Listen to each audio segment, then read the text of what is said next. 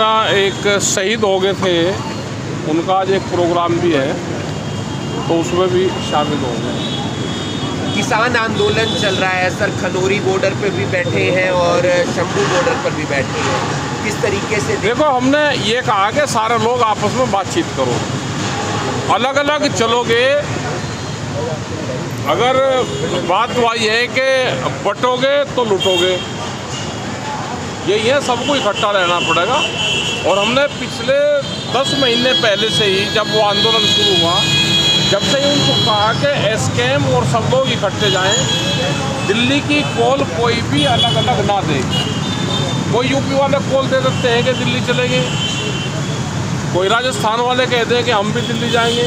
जब तक इकट्ठे नहीं होंगे तो दिल्ली से दूर रहना चाहिए। दिल्ली 66,000 का करंट है अभी दिल्ली, वो इकट्ठा ही पार करना पड़ेगा। डल्लेवाल जी की तबीयत बिगड़ रही है रोजाना, उनकी सेहत का सब कुछ चिंता है हमको, और सरकार को फैसला करना चाहिए। भाई, किसान संगठन तो सब एक हैं, किसान संगठन उसमें कुछ नहीं कर सकते, लेकिन जो भी फैसला कर रहे हैं सरकार को करना। लाभ और हानि वो सरकार को, वो नफा नुकसान सरकार को देखना है। तो आप लोग साथ दे रहे हैं उन किसानों का?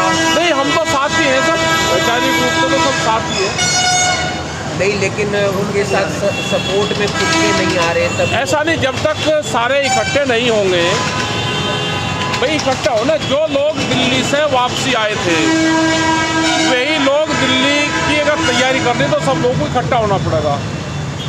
अकेला झुंड में से जाके अकेला बाहर कुछ नहीं हो सकता, उसकी हार होगी। तो वो कैसे इकट्ठे होंगे सारे? अभी कल उन्होंने एक चिट्ठी लिखी, जारी करी कि हम बातचीत करना चाहते हैं। हमने पिछले 6 महीने से कह रहे, पिछले 10 महीने से कह रहे कि भाई इकट्ठे होकर बातचीत करो, सारे संयुक्त मोर्चा सब इकट्ठा होकर बातचीत करें। तो किसने किसको चिट्ठी लिखी है सर? अभी वहाँ से ही जो ये बैठे हुए हैं लोग धरने पे, इन्होंने चिट्ठी लिखी है एसकेएम को, ये सार्वजनिक करी है कि एक बार बैठकर बातचीत करें। फिर सिंगड़ा जा रहे हैं बाबा राम सिंह जी की आज। हाँ, बाबा राम सिंह जी को सुन रहे हैं। तो आंदोलन क्या रूप ले रहा है आपके हिसाब से, जो शंभू बॉर्डर है, खनौरी बॉर्डर? देखो, अभी भारत सरकार को इस आंदोलन से फ़ायदा हो रहा है। अभी उसको फ़ायदा क्या है कि ये पंजाब की ज़मीन पे है, पंजाब में सरकार आप पार्टी की है। इससे वहाँ की जनता नाराज़ हो रही कि किसानों का, सिख समाज का यही काम है कि रास्ते रोक लेते हैं, हमारा इंडस्ट्रीज बंद हो रही। तो अभी भारत सरकार पे कोई फ़र्क इसका नहीं पड़ रहा। ये भूख हड़ताल पे है तो पंजाब की ज़मीन पे है कि पंजाब का एडमिनिस्ट्रेशन और सरकार पंजाब वाली देखेगी। तो ये आंदोलन अभी 4 से 5 महीने और चलेगा। तो क्या लग रहा है, सफल होगा ये आंदोलन?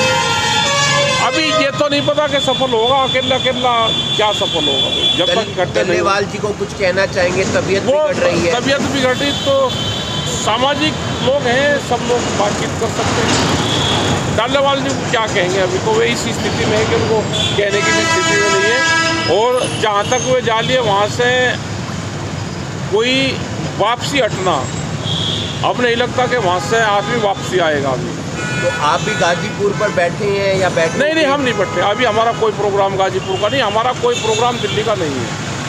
सरकार से कुछ मांगे हैं? सरकार से हमारी एमएसपी गारंटी कानून, स्वामीनाथन कमेटी की रिपोर्ट, बिजली अमेंडमेंट बिल, जो इशू पहले हैं वही इशू हमारे चल रहे। पूरे देश भर में प्रोग्राम चले हुए हैं, हमारे मीटिंग होती है।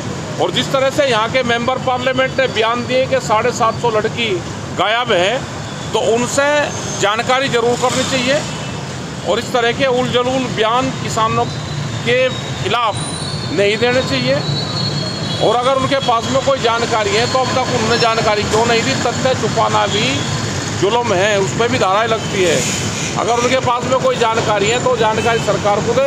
अगर पार्लियामेंट में झूठ बोल रहा है तो उनके खिलाफ कड़ी कार्रवाई होनी चाहिए। हरियाणा सरकार कह रही है कि हम 24 फसलों पर एमएसपी दे रहे हैं।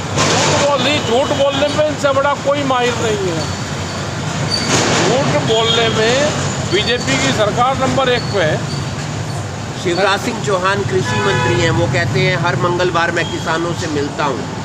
22 जनवरी 2021 को आखिरी बार किसानों से बातचीत हुई थी। उसके बाद में 3 साल हो गए, हमसे तो मिले नहीं, न किसी किसान संगठन से मिले, अब किससे मिल रहे हैं तो जानकारी दे सकते हो आप। हरियाणा सरकार का कहना है कि पहले